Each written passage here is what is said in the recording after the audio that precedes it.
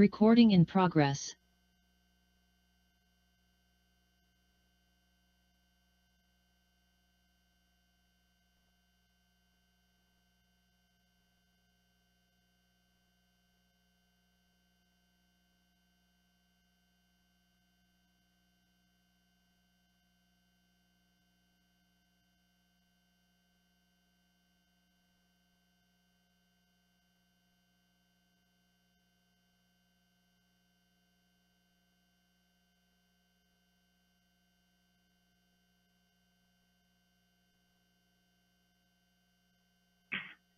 All right, do I have a motion to move to exit executive session for the purpose of discussing legal matters in light of the preliminary injunctions where no votes were taken?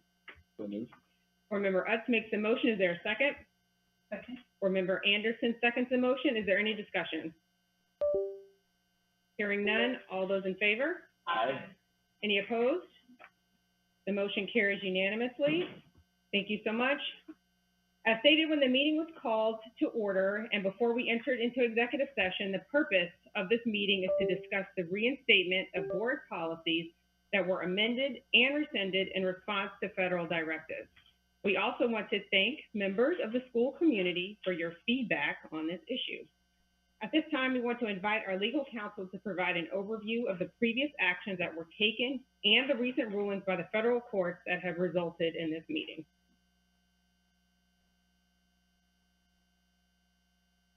Chair Sultan, Boots, Dr. Whitaker, members of the board.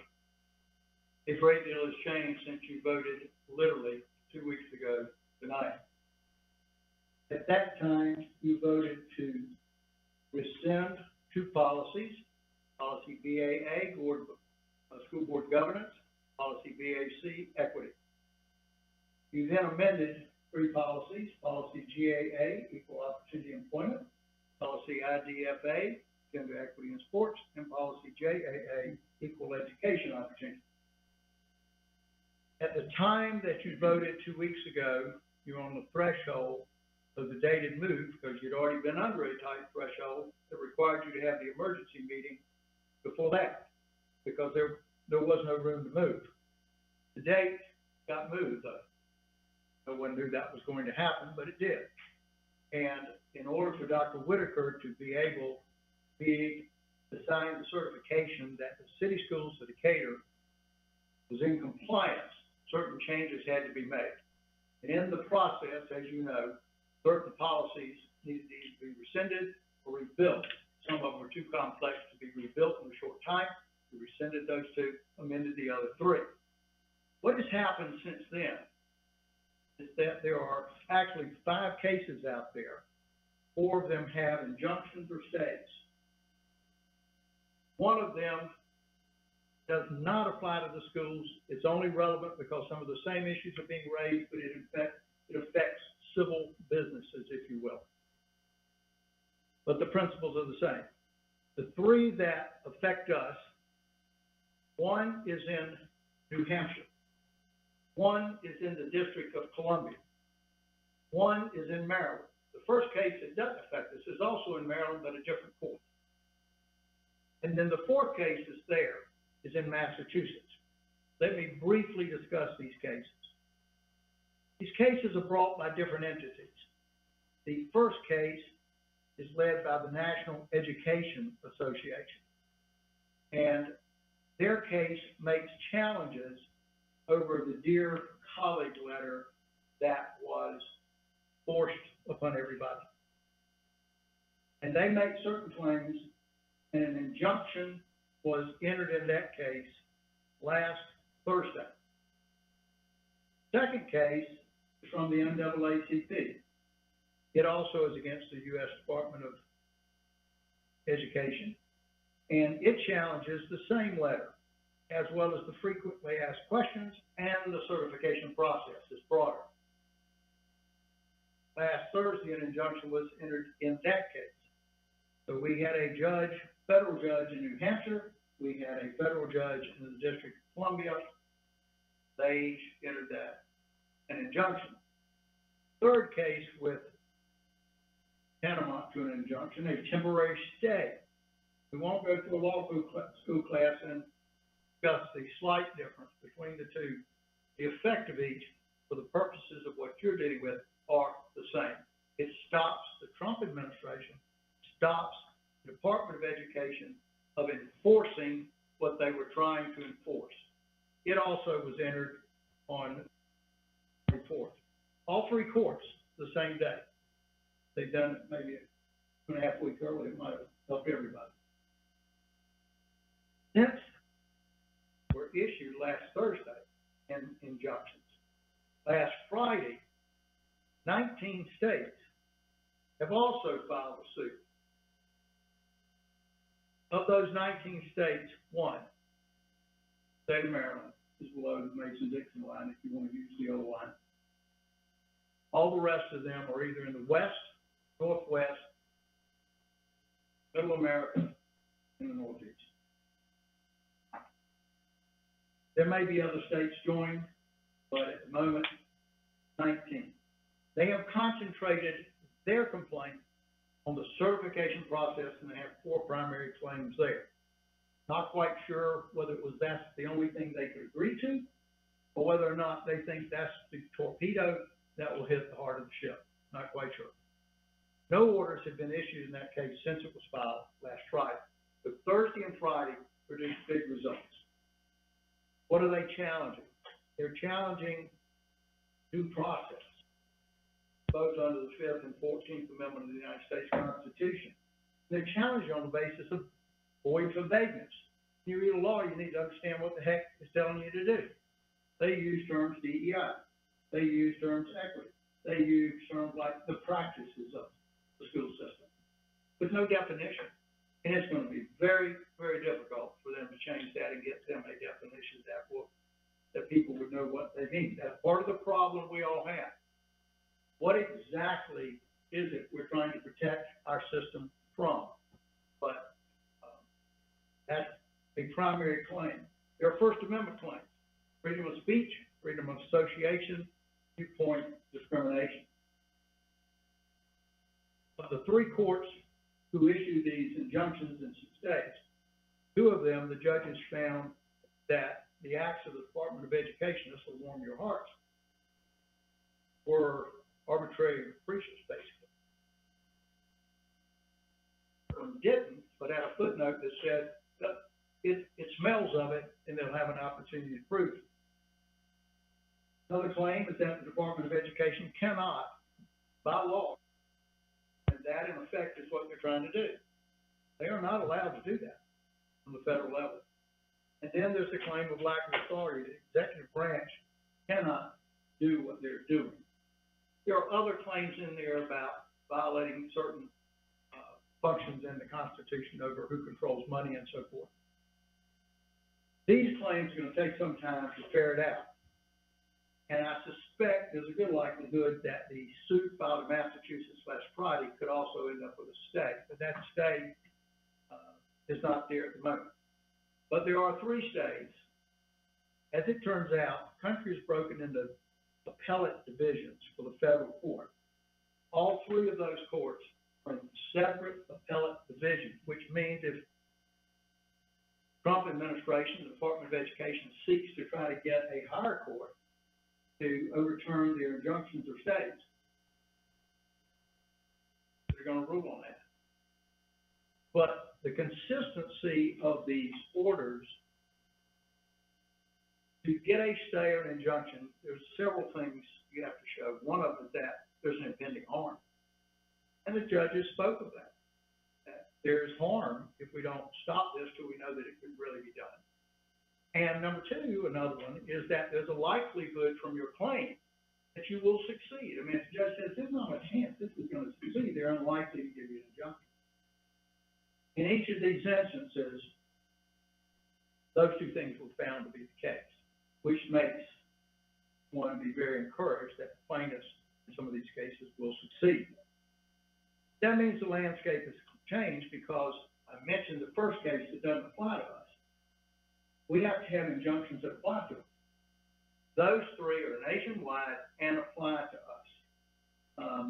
And so we are in a position now of where we were before you voted on April 15th. And therefore, you can go back to the extent you want to go back to where we were without being out of compliance, no question about it. So you have several decisions you can discuss today. What of what you did, if anything, do you want to rescind and go back to? And whether or not, one of the other options is whether or not there would be a condition on what you do such that if these stays and injunctions were lifted, or the federal government actually won its case, which would lift those things, whether or not you want to automatically put us back to where we are right now so we would never be out of compliance. Those are decisions that y'all will need to try to give some guidance. But I'll be happy to answer any questions because it is rather confusing. Thank you. Now, please understand though, those stays could be lifted at any time. I don't think it will be. It could be overturned at any time. It's hard for me to imagine all three will be. And they could then try to all get to the Supreme Court. They could take those three, they could all end up in the Supreme Court. Then you get one decision that covers all of them. So, if there's any question, I'll be glad to try to answer. Thank you. Board members, is there any discussion or questions for the legal team? I think I have one, just to clarify, in terms of going back to where we were, before the Dear Colleague letter, effectively. Am I understanding that our two options then, if we were to do that, is we do that, with the condition that we be in compliance in the event that one of these injunctions fails, or we just do it? I just want to make sure I understand the distinction between with and without compliance. If you, let's just take any one of the policies. Let's take the equity policy, just by itself. You said we want to reinstate the equity policy as it was before. That policy went through the standard process to be approved to begin with. You can do that. But you could, and if you did that and that alone, okay. But if the injunctions are lifted or the government wins its case, you would be out of compliance at that particular point. Then you would have to determine whether you want to get back in compliance. You have to come back and do some of what you did on the 15th again, if you wanted to be in compliance. If you wanted it to be automatic, you would put a condition on the motion to put equity in there, back in, but you would say in the event the injunctions, the stays are lifted, or the United States government wins and can do the things that it's trying to do, then you could have it where it would automatically flip us back to where we are now with that, such that you would never be out of compliance. Just so that we're clear, all three injunctions would have to be lifted. The condition would be not a conjunction, or not a injunction, But those three, yes, sir. or any other future injunction. Correct. And I think there will be a fourth. I can't guarantee it, but it's hard for me to imagine those 19 states aren't going to ask for it. It's hard for me to imagine that the court's not going to grant that, given that three have already been granted. But yes, that's correct. It wouldn't, as long as one of them national that affects us, which is all three, two of them can fall, we're still protected. Yes, that is correct. And then I wanted to clarify to just the community at large, as well as fellow board members, we are, I believe, talking about bringing back the two rescinded policies, the equity policy and the school board governance policy. And then we are talking about bringing equity in sports as originally written.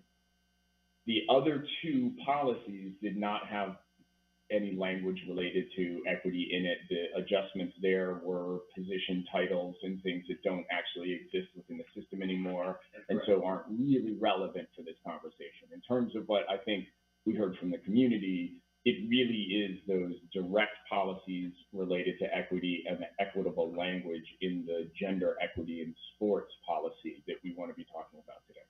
The other two that you're referring to aren't really speaking of the equity issues. That's Yes. correct. And those amendments were more dealing with some titles that we thought could be problematic, or the system thought could be problematic if we weren't in compliance. And they could use that to say we weren't in compliance. So, the three that have the meat, the three you just mentioned. Yeah, mentioned, okay. Yeah. May I ask one other question? Compliance, can mean anything from, access to finances to allowance of structure, like, so if people are in, or if we are not in compliance.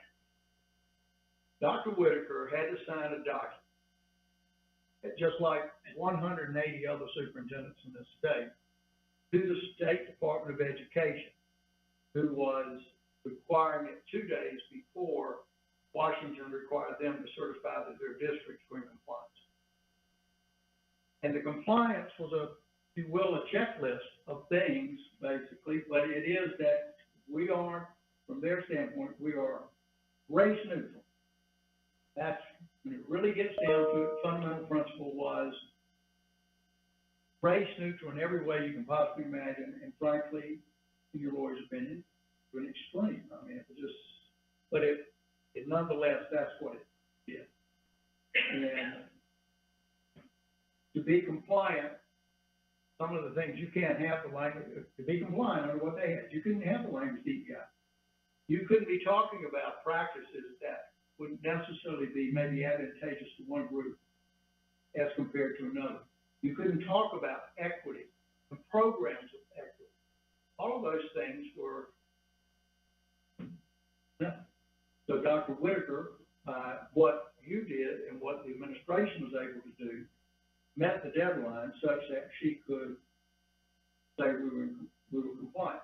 When you put the equity policy back, if you put it back today, those are your decisions. You put the equity policy back today, according to that compliance, no, you aren't compliant, but it's okay not to be compliant right now because they cannot enforce it. So that's fine. You put everything back just the way it was, and you are not out of compliance because they can't enforce what they're demanding. So they've got to either win the case, well, they'd eventually have to win the case, but they either got to get them, their injunctions and stays lifted and then win the case. But once the injunction's lifted, that'd be the danger point, but the danger point continues to decrease with more states. I have a two-part question. The first one is, can you clarify for us what this means with the intersection of some directives we've been handed down from the state? So, for example, the state had some thoughts about using language like bias training, and some of that language may be present in the equity policy. There are some policies that are passing through the state legislature about gender equity in sports. So if we bring these policies back in total the way that they were before, and then there are directives from the state, what does that mean that we would have to be on a fast track to then subsequently amend them? Or how does the intersection of what we're being handed now from the federal government versus state directives, where do those two things align? And that also plays into things like language. So I think some of what we had been looking at was simply just the word equity, if we could bring that word back, and if that is going to be an issue with some directives that we've gotten from the state. It could be. Obviously, we're still waiting on the governor to finish signing laws, but it could be. We will take those laws and see what affects the school system. Obviously, we've been following a lot of these as they go along, but we will then have to look at those, compare them to our policies and say, okay, we could be right back here, let's say in May possibly, over a policy over a law that says we're gonna have to do some things to this equity policy to bring us in compliance with state law. I mean, you don't sign a certification with those, you just are expected to comply with state laws. And every year, as all of you know, there are tweaks here and there to comply or add something in compliance with state laws. So yes, we could be back on any one of these. any one of these that you put back in. But even with the changes we made, it's possible that the ones you just amended, it could be something in the law, you have to come back and deal with it again. Yes, it's an annual event. And this year, I think it might be a little more arduous than recent. Well, so personally, I am not of the opinion that conditionality is necessary, given that we don't actually know what conditions are gonna exist. I know that, I do have a question regarding the certification that we made. When we made the certification, we were actually in compliance, so Absolutely. everything there is correct. If we reinstate the policies, because these injunctions exist, we are still in compliance. If those if those injunctions, I'm sorry, are lifted and we are no longer in compliance, that does not change the fact that we were at the point of certification in compliance, and there is no mechanism to then follow up and decertify ourselves. Well, the only thing is you have a superintendent who signed a document saying that we were compliant. And if we suddenly are not compliant, we'll just have to face whether or not we have to send a letter saying until our board can act again. And we may, this compliance is not presently fully accurate now. I don't know, we would have to protect. But we would need to be given guidance around that. It's not currently extant in any existing policy or anything that we have from the state or the Fed. No, but that certification, as far as I can tell, will be hanging there the whole time this litigation goes on. So if they win the litigation, suddenly we've got a document saying we're in compliance when we know we aren't. I'm not worried about the board particularly, but it puts signature on that person who signed it, in an awkward position. So we would have to deal with that somehow. Okay. But, knowing this board, it would take whatever actions were necessary to resolve it. And it's, because I'm on the same page as, board member Utz. You know, these policies were very important to us 3 weeks ago.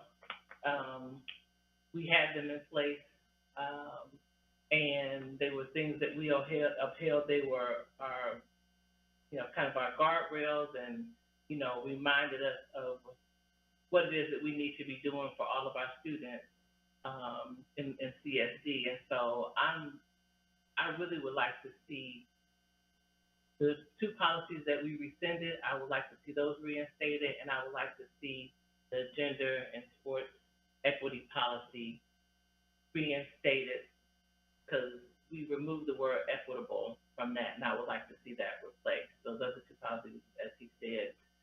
The changes weren't really significant. The other 2, no. That it should be without condition, because we don't know what's gonna happen between now and then.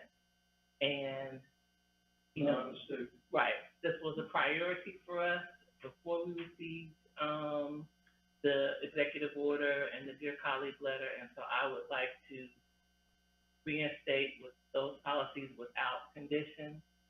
And, I think I've got a few questions, or I guess statements and then questions, or a combination. So, one, I hope the fact that we've moved as quickly as we have does speak to how important it is to honor our values and come here to do, I think, exactly what you're talking about. In the meantime, I am very nervous about the lack of condition for compliance, if that is going to put the day-to-day operations at risk.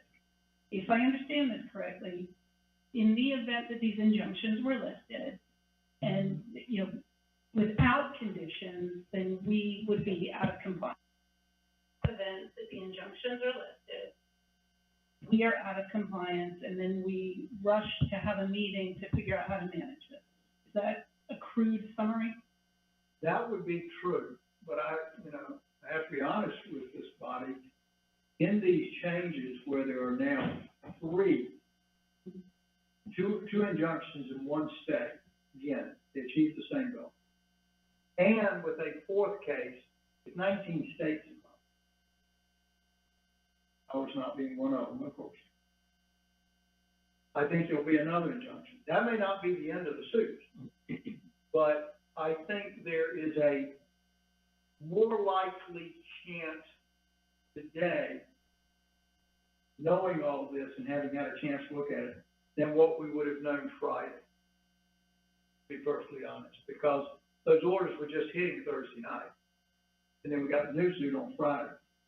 So in having the opportunity to look at them, I'm not gonna say we would be in a fail-safe position, but I think we are in a pretty good position if you don't have conditions that we would have the opportunity. We would do what we had to assist y'all to get you where you needed to be. But, you know, yes, we would not be in compliance as Washington describes it. I mean, the hard thing in this situation for y'all, the lawyers, just to say it, we have the most unpredictable administration in Washington that we've had in my entire lifetime. And so with that said, who knows what their reaction would be? And I think that's where I'm going with this, is the, honoring the values of our community, but also making sure that I am being as responsible as possible to the school district at the same time. So I think what I want to know, Hans and Jenna, if you can answer, is why don't you want the conditions? Because that'll better help me meet the other aspects of it. Well, I didn't wanna, I voted against rescinding the policy in the first place. I thought that we have stated that we value equity. You know, we look at everything through an equity lens. And, so I think it's important. I think what we have heard during public comment, what we have heard through, the emails that we received, the letter writing campaign, is that, the way, and what the feedback that we received in the survey, and thanks to everyone that participated in the survey so quickly. While there was a strong, legitimate number of folks who do not want these policies reinstated, and we didn't have a summary because it was such a quick survey, but the little AI tool in there, when I said, how does the majority of the community feel about reinstating the policies? The little AI tool said that overwhelmingly, the community members, the stakeholders want the policy to be reinstated. Now, we did not put in there without condition, and with the without condition, but I just. So I guess the question is, what benefit does it, if we bring the policies back, that's not the question on the table. Where does the with or without conditions bifurcation, where does that benefit us? So, I guess it sounds to me like if we put a without conditions on there, then if these injunctions are lifted, we're back where we started. If we put the with, then we're protected. What is the benefit to putting the without conditions? The difference that I see pretty clearly is the reason why I supported taking the time and stepping back was because the perspective provided by our council was that we actually faced an existential, based on the requirements of certification, based on the way that they were requiring us to behave. With the injunctions in place and with the way this legal process is going to roll out, even if they lift, I do not believe that same risk faces us. Being out of compliance will not have the same sort of immediate, extant, grave risks to the future of the system the way that it did a week ago. Then I pose the same question, what is the benefit of doing it that way? Because I think it's a stronger statement in support of equity. I totally agree. But you're not, the issue is not whether or not you're going to bring the policies back. That's one separate part of the vote. The issue is the conditionality. Are you doing it with or without the conditions? So I'm trying to understand what the benefit is, or it maybe, if I'm misunderstanding, would love to be, I can be What redirected. the way that I interpreted the initial response from the community was that they didn't want us to and they wished they had an opportunity to tell us that. And so, and then the feedback that we got, you know, over the past 24 hours, because if they didn't want us to go away in the first place, then why would we make ourselves vulnerable? I've got the sense that this is the position that they want us to take. I feel like the opposite is true. If you're saying we're going to take the policies back, and then if the injunction is lifted, we're still protected. That's the with condition, or do I have that backwards? That's what I understood. No, that's the with condition. I got the sense that folks are willing to take the risk. I am willing, I would say this, up to the dissolution of the school system, I'm willing to take the risk. I think we do need to clarify something about the feedback, which, by the way, as always, I thank everyone for giving it. So I think most people know I teach, so I was looking at this probably at 2 o'clock. I want to say there were 152 responses. I think I started tallying them at about 120 something, and I loved all of the meaningful feedback. So I do think it's important, though, to recognize at least half of the ones I had tallied, I put in a pragmatic is the way I characterized it. I didn't know how else to. So I think, like Carmen, I know I'm here because I want to rescind or bring these back. That isn't up for question. I'm not as comfortable deciding that everyone has said without condition. And it does make me nervous to use yes, I think we all hate the fact that we are living in such an unpredictable time. It's awful. But I just need to understand why this risk that we're taking, what does that actually look like? So the almost certain scenario that's gonna happen, right, if the injunctions get lifted, is that it still has to be adjudicated through the courts. And so even with the injunctions lifted, it is unlikely there is some differential level of risk that we immediately face. We would have the time to come back and talk as a body and assess the risks that we face at that point in time. And if at that point in time, the risks are basically nothing until we get a Supreme Court ruling, I don't want an automatic thing in our policy right now that still strips the equity policy away. I would rather at that point say, you know what, we actually aren't facing any real incremental risk. Let's not take the policies away, and let's see what the Supreme Court says. That sounds like the with, though. How is it that? Well, how is it without. Well, how is it that having the with conditions is saying if those injunctions get lifted, the policies get taken away? Is that? That's what it says. So it's saying that If it, either they get lifted or the United States government wins its case, and so that lifts them. So then if the injunctions are lifted, if we have the with condition on there, then all the policies go away completely. Yes. That's what you're saying? If you have the condition on there and the injunctions and stay go away, what you have right now will come back into place. Meaning we would lose the policy. Right. That's correct. You would be back right where you got to on the 15th with the vote. And I think at that point, we would want the opportunity to evaluate whether we face a real risk. If we do face a real risk, then let's have a great conversation with the community. But if we do not face a real risk, I would want to leave them in place, not have something automatically strip them out. So you're saying what you mean by the point that we would be where we were on the 15th, we would be out of compliance where we would have to go back and rewrite all of the policies, or we would be protected by saying we had done all this work ahead of time, and therefore we were already in compliance. Which one is the with? If you include the condition, if any one of those things happen, injunction and stay get lifted where we're unprotected, or they stay there and the United States government wins the case, including the condition would mean where you are now would automatically come back into place. You would be approving today that should those conditions occur, this would be a conditional aspect of motion, that what you're putting back in place would then flip right back where And I feel that we would want to have a conversation about what risk we actually face at that moment before we would want the policies to go away.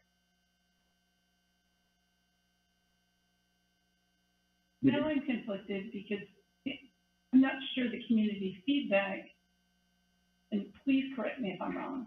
I think, Jenny, you mentioned this. Did it allow for that compliance factor? I see why we're here to bring these policies back. That's not a question in my mind at all. I mean, you know, that wasn't that, you know, just the policies were listed on the survey in the beginning. But I mean, the community is aware that we took a vote to be in compliance. Mm-hmm. And what that resulted in was these two policies going away and equity being scrubbed from our website and that language being removed throughout documents.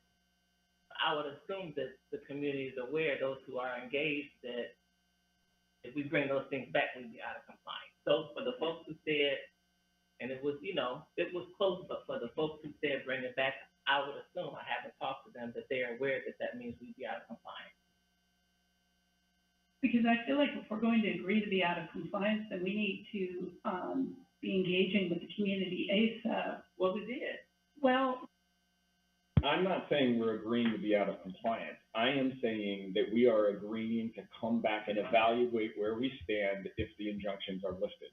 but am I correct to read that if we do this without any conditions, then we are at risk of being out of compliance Yes. if the federal government wins or those injunctions are lifted? But we are currently at risk of being out of compliance with any change that might happen on any policy that we have anywhere within our entire policy book. And so we don't, in any other policy, try to pre-anticipate what might happen in some unknown future to try to maintain compliance. I don't know if that's I mean, I understand what you're saying, but I think the difference here is there was a directive to do this, and the reason that we are able to come here right now as quickly is because there have been those 3 states, correct?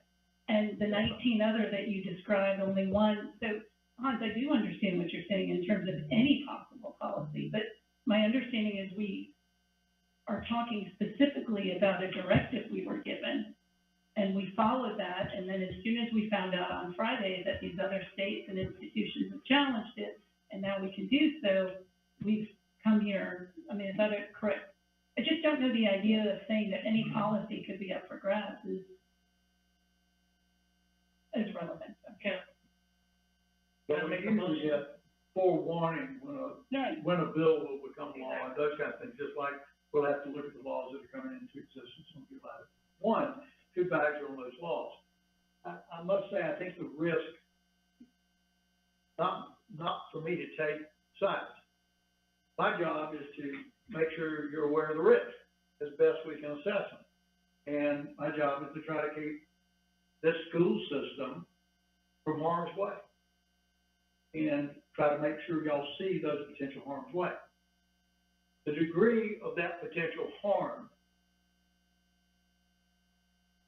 is not as great today as it was Friday afternoon, because one, we've become enlightened about not one, not two, but 3 different injunctions and stay. And we've become enlightened over the weekend by a suit filed in Massachusetts. The headline is New York is the lead plaintiff. There's 19 states. I don't know, there's no injunction now, but I would anticipate that's high probability. So the risks have reduced. But I can never advise a client to just assume a risk. But then again, I'm not the elected official. Y'all get to make that decision. So It's just whatever those risks are. The greatest risk, to me, has always been, we are not constitutional, we are statutory, only 21 of us. And if we were out of compliance, would that trigger somebody who holds a different view of Decatur than those of us who live here? So the summary comment that is everything I need to hear to be convinced is that we face less risk now, even if the injunctions are lifted. And so, We face less risk today than we did last Thursday, I can tell you that.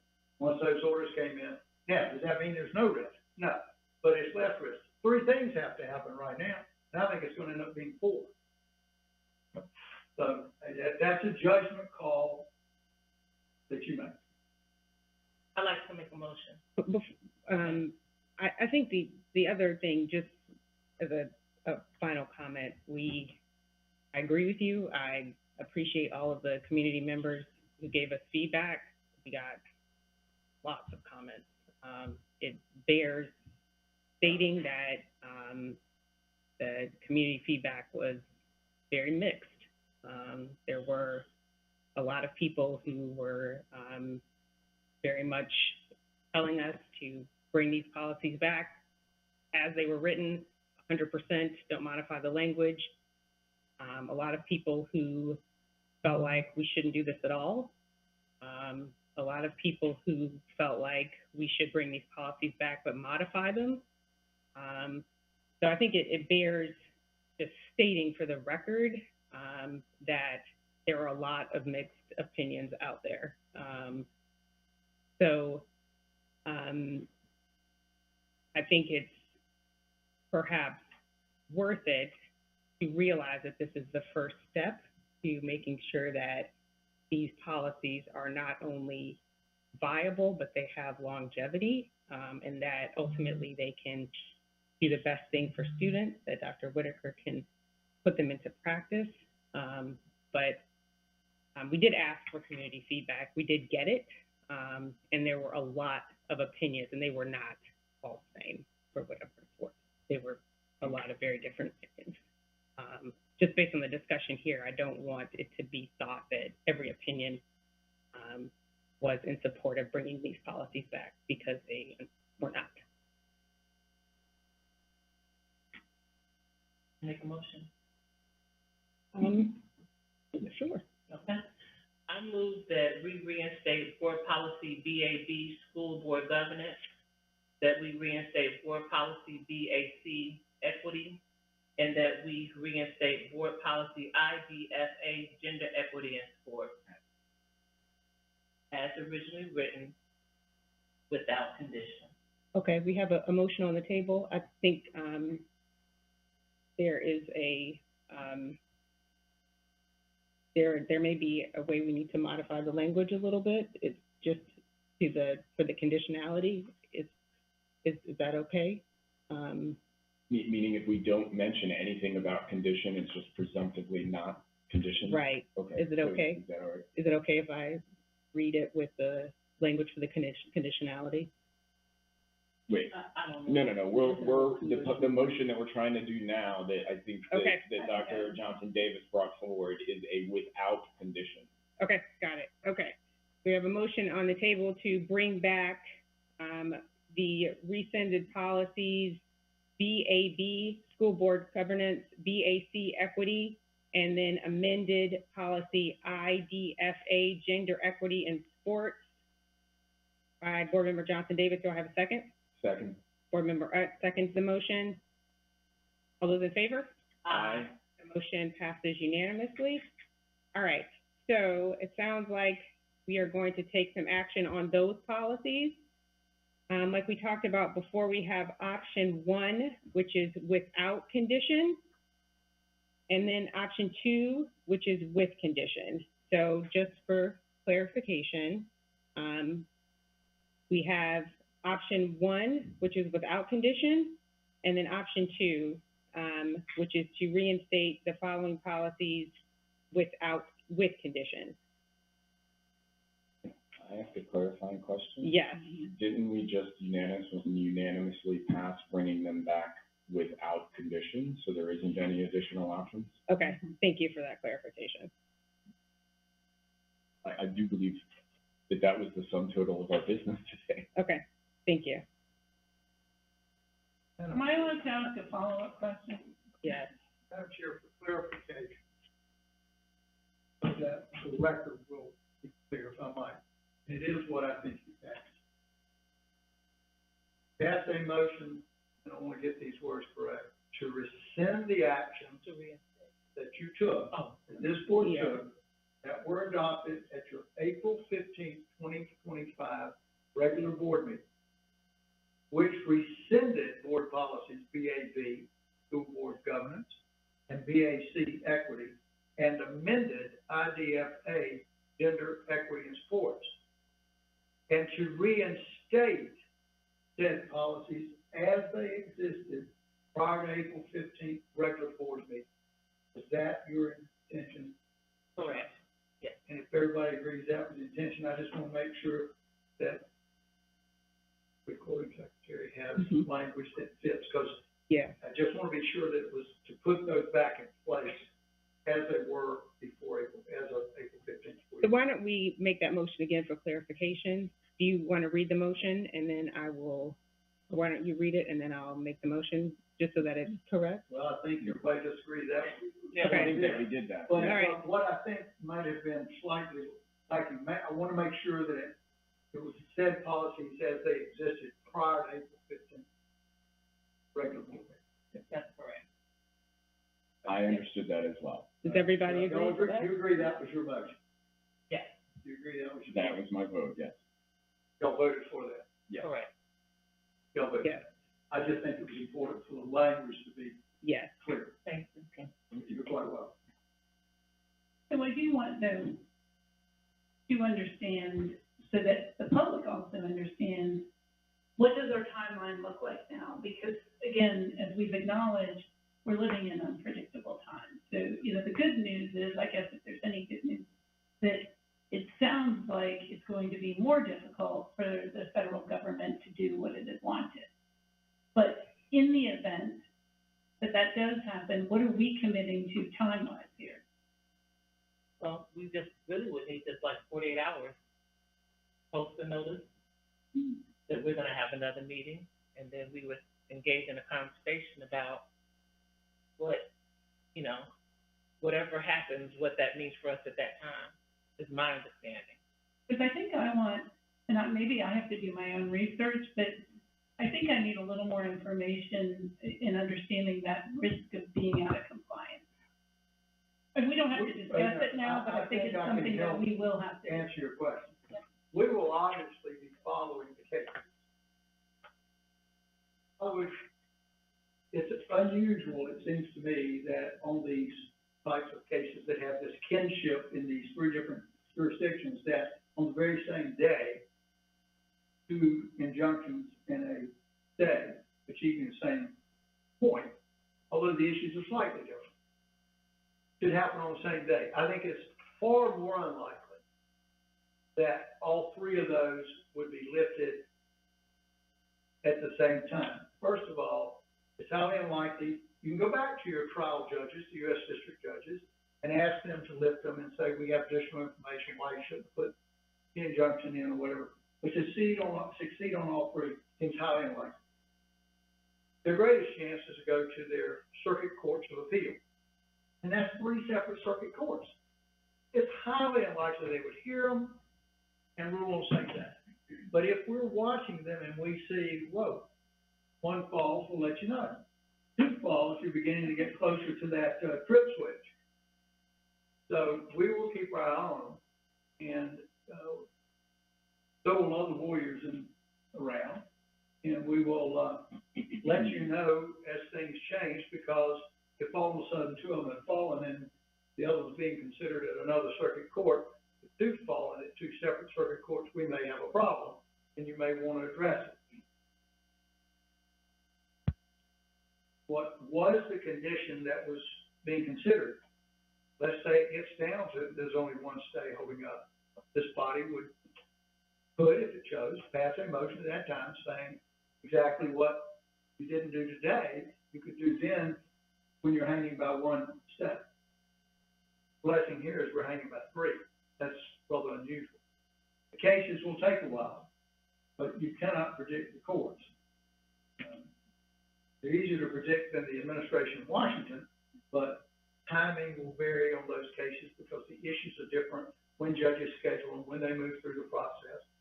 But they could all end up at the same time at the Supreme Court if decisions were out. So, we'll see. But we'll keep you posted as we go along. All right, thank you for attending the special called meeting. Our next Board of Education meeting will take place as scheduled on May 13th, 2025 at the Wilson Center. There being no further business, this meeting is adjourned at 5:58 p.m. Thank you so much. Recording stopped.